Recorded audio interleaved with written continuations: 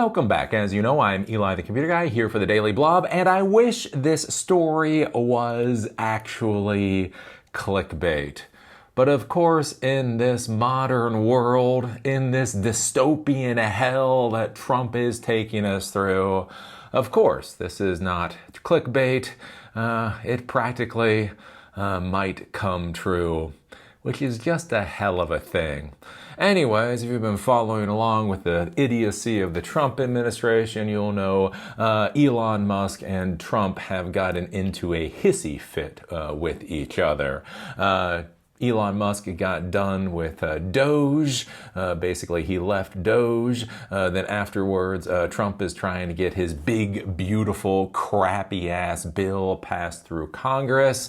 Elon Musk basically called the crappy-ass bill a piece of crap and said any Republican senator that votes for it, there will be consequences. And this just spiraled into complete and utter insanity. So you have Trump now saying one way to save a lot of money is to stop paying SpaceX for spacecraft, delivery, right? That would save billions and billions of dollars. Elon Musk shot back that Trump is in the Epstein files and that is not being released. And it is just a whole bunch of idiocy. I talked in one of the last videos about Steve Bannon coming out and talking about deporting Elon Musk, which again, in a different time period, would be clickbait. But nowadays, who knows? I mean, we are literally kicking foreign exchange students out of this country because of Facebook posts, right? We're literally trying to kick 277,000 Chinese foreign exchange students out of this country because they are simply Chinese. Literally, Trump does not know how he feels about habeas corpus or whether it is his place to uphold the Constitution.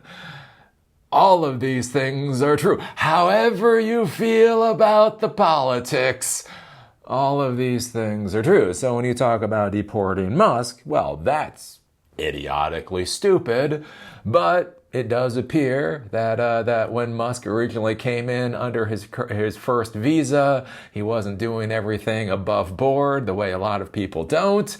He then became a citizen. He is the Musk that we know today. But again, if you squint really hard and are a complete and utter asshole, you could theoretically try to claim that Musk came in, not going through the process, not stating everything that he needed to be stated. And theoretically, maybe you could rip away his citizenship and ship him off. Again, if you pissed off Trump, big senile old baby Trump, the only thing that Trump knows how to do is punch.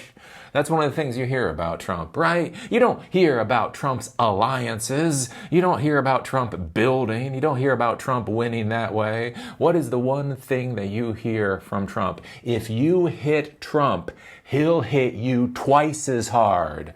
Right? The baby doesn't like what you did. The only thing the senile old baby knows how to do is hit.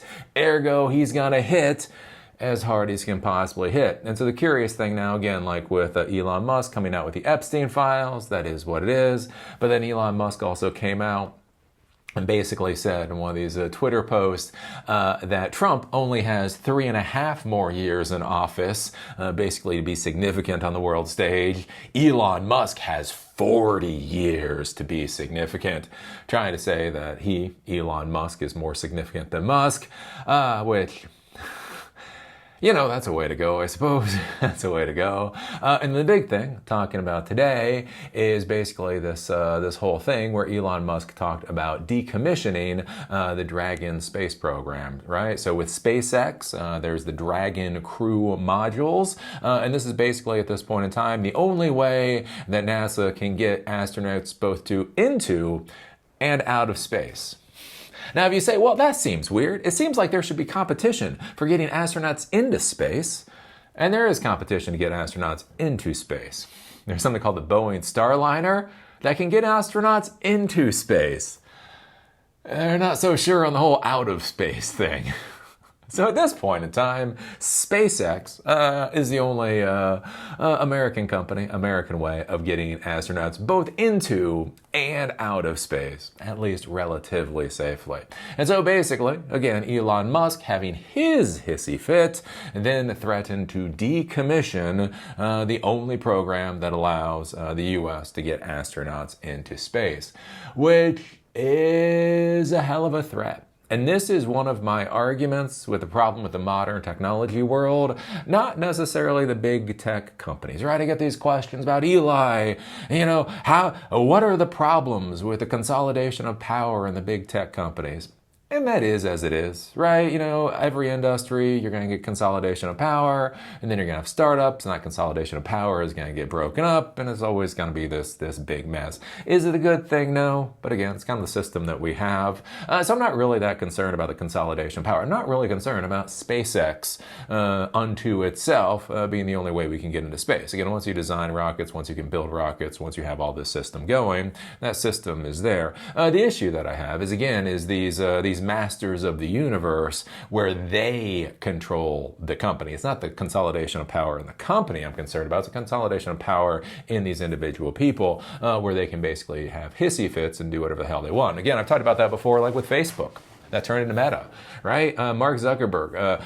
Even though Facebook is a company on the public market that's worth hundreds of billions of dollars because of all the equity, all the shares that's been sold. Mark Zuckerberg set everything up so that he has more voting rights than everybody else, literally in the world combined. Every other shareholder can vote against Mark Zuckerberg, and Mark Zuckerberg can say no and do whatever the hell he wants with a multi-$100 billion company. Right? That's absolutely insane. Again, when he was pushing in the metaverse, very few people I knew actually gave a damn about the metaverse. Again, especially to the tune of tens of billions of dollars a year.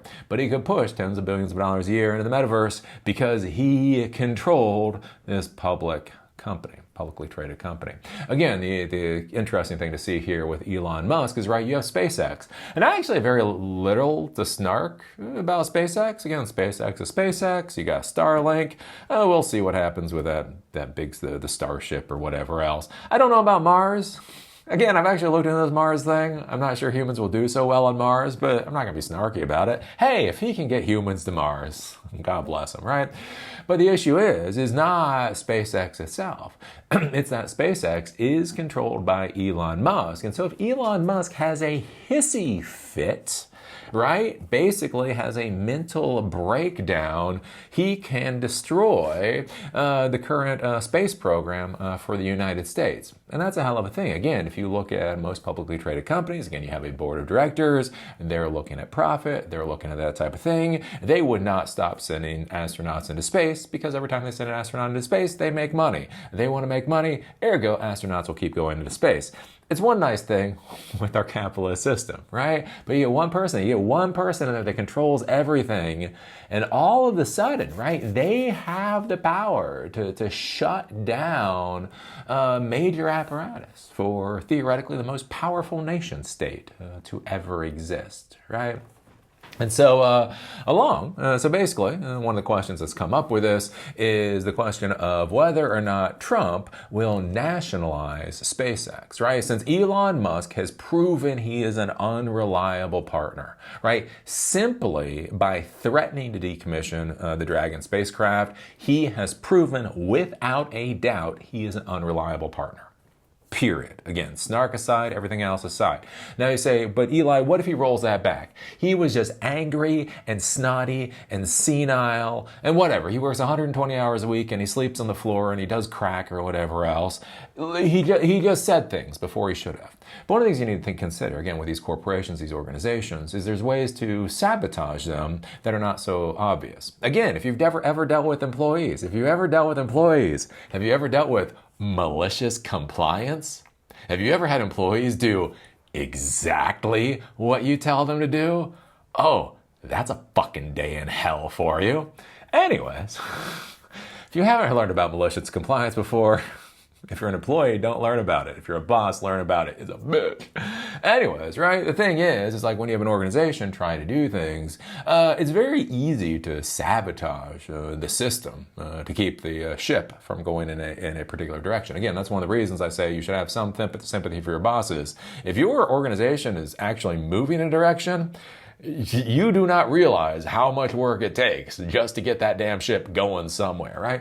And so the interesting thing here, right, if you have Elon Musk, right, the techno king of the universe, having a little fucking hissy fit because his feelings got hurt, even if he walks back this whole threat of decommissioning the Dragon capsules, what is the ability for him to just start slow rolling things? Again, I think about this. One of my viewers actually was responsible for building out one of the first Azure data centers for Microsoft. It was interesting talking with him because literally he had a direct line into Intel. And he could see the raw materials going into Intel to produce processors to verify that the system was running effectively enough that they would get the amount of processors that they needed. So they needed something like 500,000 processors just for that one data center. And so one of their concerns with Intel is once they made that order, not that Intel wasn't going to try to do it, but is the raw material coming in so everything can get built so they can keep on schedule, they can keep on track, right? So what if Elon Musk starts slow rolling things for the Dragon crewed program? Maybe there needs to be an additional test. Maybe the testing team does need some vacation time. Maybe the people that were assigned to make sure this rocket fires by the end of the week, maybe they should be reassigned to verify that the Starship does whatever the hell it's supposed to do. And again, if you look at it from the outside, they're just management tasks, right? Look, I had these employees, they had worked quite a bit of time, they needed a couple of days off. It's hard to argue with that, right? It tastes a little bit wrong. You know something is wrong. Again, as a business owner or somebody that's relying on a vendor, you know something is wrong. But you can't really put your finger on what the fuck is going on, right? Right?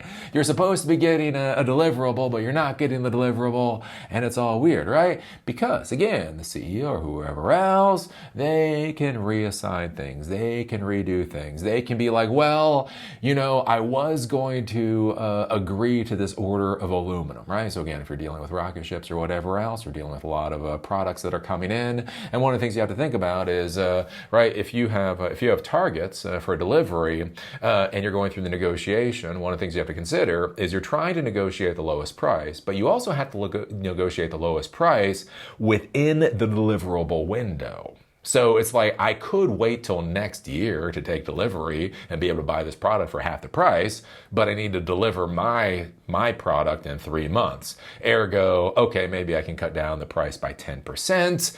Well, what if he just decides, no, I'm not going to accept a 10% reduction in price. I will only take delivery of this aluminum if I can get a 50% reduction in price. And then the vendor's like, we're not going to do 50%. And he's like, I think you will do 50%. And all of a sudden they're arguing about this negotiation. And the rocket that was supposed to take off in 3 months, well, it's now 3.5 months and the negotiation isn't done. People are like, what the hell's going on? Well, we're trying to buy aluminum. We haven't been able to purchase the aluminum that we've needed for our spacecraft. See how this stuff can come together? And then we have today, and this literally just came up. So as I was doing this video, again, this is June 7th. Yeah, it is June 7th. We have this, right? So again, Elon Musk has stated that basically he will try to tank any Republican senator that votes for that big, beautiful, crappy-ass bill. And so now we have Trump. Doing what Trump does. If you hit him, he's going to hit you twice as hard. Trump says Elon Musk will face, quote, very serious consequences if he funds Democratic candidates. Right now, again, if this was normal times, If this was sane times, then he would be kicked out of the Republican Party if he was part of the Republican Party. Or the Republicans would be told never talk to Elon Musk again. Again, it would be a bitchy little high school shit show, but it would be a bitchy little high school shit show that we're kind of used to. The question here is what are, quote, very serious consequences in the age of Trump? In the age of a megalomaniac, right? An insane, senile, crazy, wannabe dictator who is not being controlled by the members of Congress that are more interested in pissing on themselves and pretending like they're alpha dogs rather than being actual human beings. What does very serious consequences mean? President Donald Trump on Saturday said there will be serious consequences if tech mogul Elon Musk funds Democratic candidates to run against Republicans who vote in favor of the GOP's sweeping budget bill. Quote, if he does, he'll have to pay the consequences for that, right? Little baby man is going to hit him. But he has a lot of power to hit him. Trump told NBC News in a phone interview, quote, he'll have to pay very serious consequences if he does that, he added. The president also said he has no desire to repair his relationship with Musk after a feud between the two men erupted into public view earlier this week. Quote, no, Trump said when asked if he had any wish to do so. Asked if he thought his relationship with the Tesla and SpaceX CEO was over, Trump said, quote, I would assume so, yeah. Trump's comments were the most extensive since he and Musk exchanged threats and attacks on X and Truth Social earlier this week. He added that he thought the Republican Party was more unified than ever after the two men fell out in front of the world. Trump said he has no plans to speak with Musk anytime soon. Quote, I'm too busy doing other things, he said. I have no intention to speaking to him. Trump also accused Musk of being, quote, disrespectful to the office of the president. Oh, boo-hoo, little baby. Is somebody being disrespectful to the office of the president? Little baby Trump would grasp that concept. So anyways, think about that. And again, when I was originally doing this video, why this comes up is, again, if you look at, if you go to a little news thing, you'll see quite a few articles on nationalize SpaceX. Should we immediately nationalize SpaceX? Trump advisor calls on Trump to nationalize SpaceX. Should Trump nationalize SpaceX and Starlink? It would be so funny if Trump nationalized Elon Musk's companies. And again, think about that, right? Again, if you have baby man, right? You have Trump. You hit him, he's going to hit you twice as hard. Elon Musk is walking in and he's saying, no, I'm the big alpha dog because I'm worth $400 billion. The curious thing about this, again, having a criminal justice degree and I don't know, again, reading books and history and all that kind of stuff, is it's amazing how many times wealthy people have had their knees chopped out from under them in the past. They believe that wealth equals political power, and the reality is that it doesn't. Again, think about this for a second. We know that Elon Musk has most likely committed felonies. And the sad part in the United States, when I say that, that's not some dramatic thing. It's just we have so many felonies on the books. It's pretty clear that he committed a felony. We probably all commit felonies. Not like hee ha ha, but we probably do in a given year. We just don't realize it, right? We have a lot of resources to criminalize things in this quote unquote free country. And so the curious thing is, again, you get somebody like Elon Musk who's worth $400 billion. He thinks he's, God king of the universe, when in reality, I mean, he could literally be arrested. Right? Again, think about that with Epstein. Again, Epstein comes up. He was an incredibly wealthy man doing whatever the hell he wanted to do up until he hung himself when the cameras were off and the guards were asleep. I was going to put that on I'm not saying anything. I'm just saying that's kind of curious, right? Again, you look at Harvey Weinstein. Harvey Weinstein was the man.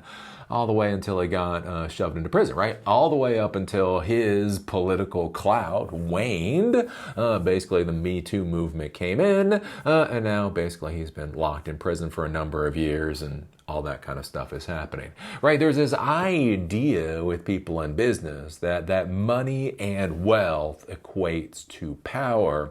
And it does in a way. Again, it does in the business world, but it doesn't necessarily do so in the political realm. And this is what we saw. I mean, we saw this with the Soviet Union. We've seen this with China. We've seen this with many other countries where basically people get to significant positions of economic power, and then basically the establishment comes in and just kneecaps their asses.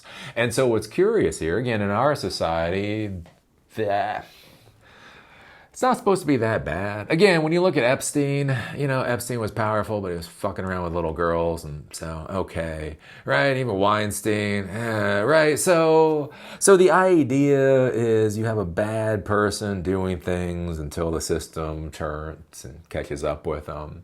What's curious now, again, with the Trump administration is the idea that you can have somebody doing relatively whatever things in society, but the administration decides that they're tired of their crap, and basically they can come down on them like a hammer.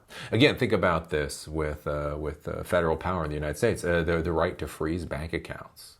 Again, how funny would it be if Elon Musk's assets were simply frozen? Oh, you got $400 billion. Yeah, but how much is in your wallet right now? Again, think about that for a second. Again, the SEC stepping in, right? There's been a lot of stuff with the SEC over the years, and they've let Elon Musk slide. Again, the SEC has the authority to ban him for life from being CEO. What happens if the SEC has a change of mind?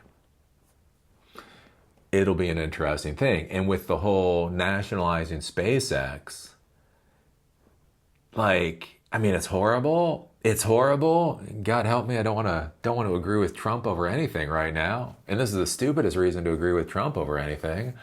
But think about this, right? This is our one way for getting astronauts into space, right? Again, SpaceX is also launching just a tremendous amount of government hardware, military hardware, space command hardware, all that kind of stuff into space at this point in time. So if you have Elon Musk threatening that, and he is essentially a monopoly, more or less, he is a monopoly. Is it not actually, in fact, rational to nationalize SpaceX? Is nationalizing SpaceX retribution, or is nationalizing SpaceX actually a very logical response to the fits of the boy techno king? And then the question for all of us is what happens if SpaceX does get nationalized? Again, one of the things to be thinking about, like in our country, is this whole idea that you should be able to push back on the powers that be. As soon as Trump crosses the line of doing something like nationalizing SpaceX, what does Tim Cook have to worry about? What does Mark Zuckerberg have to worry about? What does Pichai or Nadella have to worry about?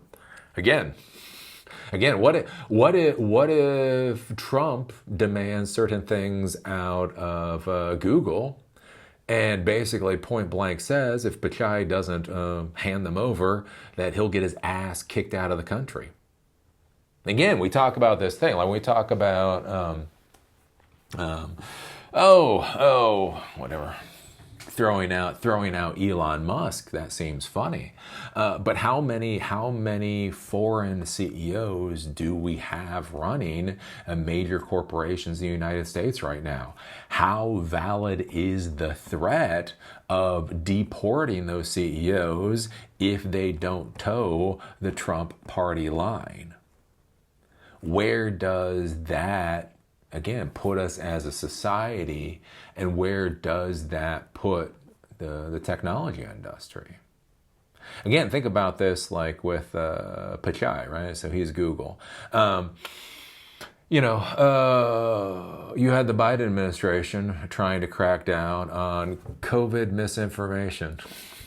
COVID information that didn't follow their particular narrative, which of course was misinformation, right? And so they tried to crack that. They definitely tried to hammer Facebook. They threatened Facebook, again, under the Biden administration. We don't know what they did with YouTube. Again, we know Trump is beholden to a certain segment of the population. Again, I do not know how much Trump was paid, how much it cost for him to sell out his country, but it appears that that bill was in fact paid. So an interesting thing comes. What happens if the threat isn't that the corporation will be sued? What if the threat isn't that the corporation will be investigated? What if the threat is they'll go after the CEO? Think about YouTube or Facebook or Twitter or any of these social media sites. If the CEOs are basically point blank told, if you put content that supports a certain narrative that little man baby doesn't like, literally the executives themselves risk real legal punitive actions. Because again, with Trump, we're not even 6 months into this. We're like four and some odd months into, Trump's presidency, right? This isn't the end of the 4 years or anything like that. We have over 3.5 years of this insanity. And this is where we are already at. And so if you think of inertia and you think about how things go, right? How were things yesterday and how are the things before and where are things going? It seems like it will only continue to escalate. What does this mean for the world of technology? Again, I would argue for pushing more for decentralization, decentralized communication. Decentralized communication keeps failing for some reason, but anyways, sometime it may succeed. And again, when I talk about decentralization, no, I don't necessarily mean the blockchain. I probably don't mean the blockchain. The blockchain is kind of stupid. But RSS, BitTorrent. Remember BitTorrent? BitTorrent is a terrific way of transferring things like video and audio files. Plain old FTP services, airdrop services, those types of deals. Because if we move forward, there is a real question about just how draconian Trump will end up being at the end of the day. And so thinking about how we design our infrastructure, again, to circumvent wannabe dictators. Just like we tried to circumvent Xi in China or Putin in Russia. Now we have to figure out how to circumvent Trump here in the United States. And it's something to consider. And it's also something to consider about speaking politically. Again, for me, I'm a YouTuber. I'm just a crazy guy in my basement. I don't know, maybe there's consequences to this. But one of the things you need to be thinking about, again, if you're a CEO of a company, if you're a leader in a company or organization, can your company or organization risk the real threat of punishment from the Trump administration?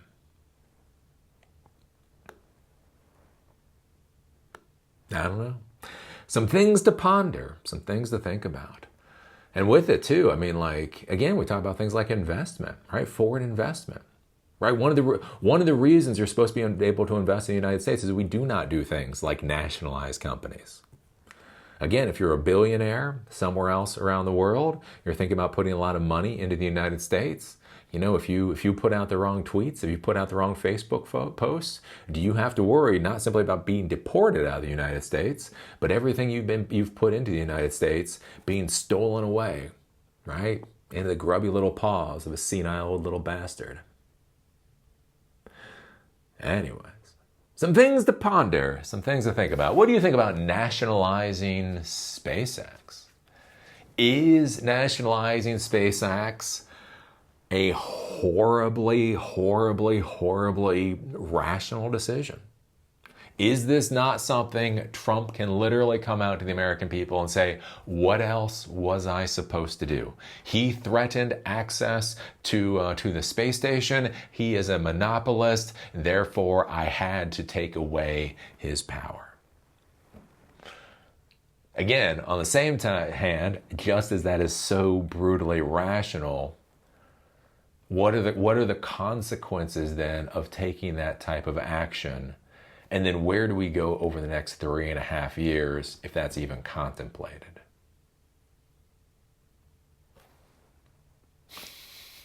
Boy, oh boy, oh boy. Anywho, with that, that's all I gotta say. See y'all later.